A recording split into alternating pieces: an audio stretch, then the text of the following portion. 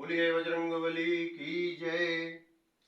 जैसा कि सभी जानते हैं, कलयुग के देवता और कलयुग के राजा बजरंगबली सभी मनोकामनाओं को पूर्ण करने वाले हैं। सारे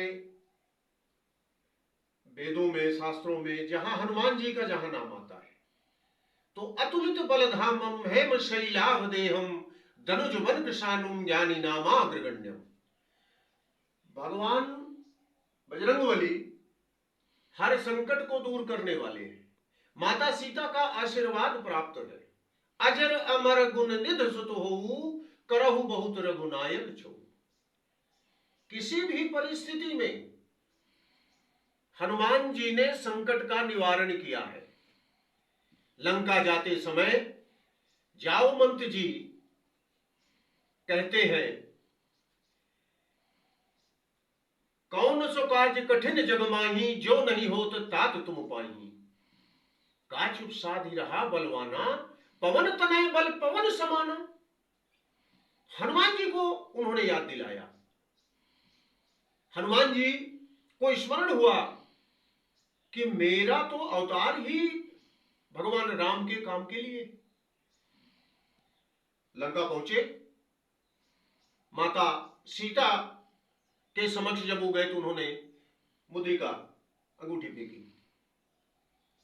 तब देख मुद्रिका मनोहर चकित चितो मुदरी पहचानी हर्ष विषाद हृदय अकुलानी। माता जानकी के हृदय में हर्ष और विषाद उस समय दोनों हुआ। तो इस तरीके से हनुमान जी जब लंका गए, सीता जी ने हर्ष विषाद की जो मैंने बात कही, तो जब उन्होंने राम जी की अंगूठी देखी तो उनको हर्ष तो इस बात का हुआ कि राम जी के ये अंगूठी है जो हो सकता है मेरे लिए कोई संदेश लेकर आई हो, मेरा कष्ट दूर करने आई हो, इस माध्यम से मेरा कष्ट दूर होने वाला हो। लेकिन तत्काल उनको लगा कि अरे ये अंगूठी कहीं ऐसा तो नहीं कि कोई भगवान से छुड़ाकर, छीन कर, जीत कर और यहां ले आया, ये मायावी रावण मेरे सामने उसको कर रहा। तो ये सारी बातें, पर ऐसा नहीं। आगे आगे बहुत स्पष्ट होता है, अब ही मां तुम्हें जाऊं लेवाई प्रभु आए सुनहि राम दुहाई। भगवान की आज्ञा नहीं है, नहीं तो मैं तो तुम्हें अभी ले चलता। उन्होंने सीता जी को यह बताया। तो ये सारी बातें हमारे कहने का तात्पर्य यह है कि कलयुग में मनुष्य की किसी भी समस्या का सीधा समाधान प्रभु के चरणों में है। आप भगवान की आराधना में आइए, हनुमंत लाल जी की सेवा में समर्पित हो जाइए, आपकी सारी मनोकामना पूर्ण होगी। हनुमान चालीसा का पाठ जो व्यक्ति करता है उसके संकट दूर होते हैं।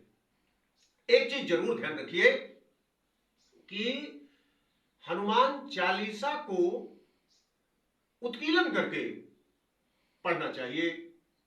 हनुमान चालीसा कीलित है तो उसका उत्कीलन हो, इसके बाद उसका पाठ करिए। तो सारी मनोकामना, यदि किसी अभिलाषा को लेकर आप काम करते हैं या पाठ करते हैं तो अभिलाषा पूरी होगी। सामान्य भक्ति में तो आप जैसे जहां मन पड़े वैसा करिए, रास्ते चलते हनुमान चालीसा पढ़िए, मंदिर में बैठ के पढ़िए, घर में बैठ के पढ़िए, जैसा भी हो। लेकिन जब बात आती है किसी विशेष सिद्धि, विशेष कृपा के लिए, तो उसका उत्कीलन करके आप हनुमान चालीसा का पाठ करें। हनुमान बाण, बजरंग बाण का पाठ शत्रु विनाशक है और हमारी मनोकामना की सिद्धि देने वाला है।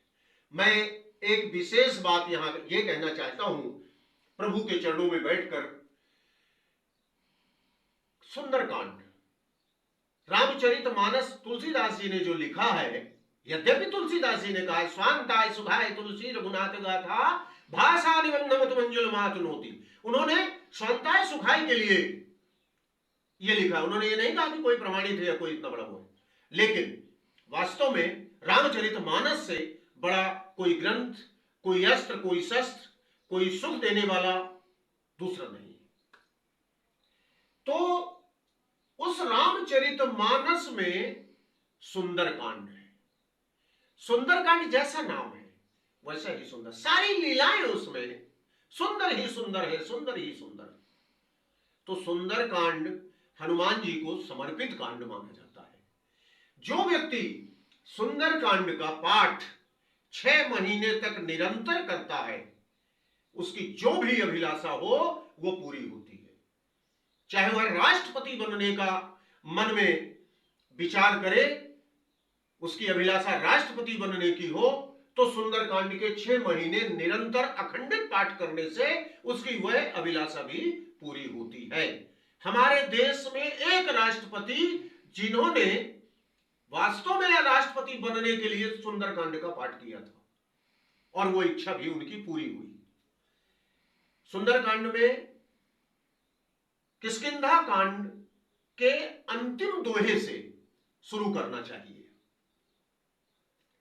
सुंदरकांड का पाठ हनुमान जी की आराधना का पाठ है, वो किष्किंधा कांड के अंतिम दोहे से शुरू होता है, जो सुंदरकांड की संपूर्ण दोहे तक पूरा होता है। इस तरीके से बजरंगबली की आराधना सुंदरकांड सबसे उत्तम, सबसे शक्तिशाली, सबसे प्रमाणित आराधना है, पूजा है। इसलिए जिन भक्तों को कोई कष्ट है, कोई परेशानी है, उनकी कोई मनोकामना है, उसको पूरी करने के लिए सुंदरकांड का 6 महीने तक निरंतर पाठ करके किसी भी अभिलाषा को पूरा किया जा सकता है।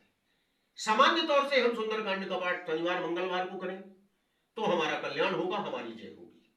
मैं आप सभी से इस आराधना के लिए प्रभु से विनय करता हूं कि आप सबकी मनोकामना पूर्ण हो। बजरंगबली स्वामी सबके साथ, सबके ऊपर कृपा बनाए रखें और सबका कल्याण हो।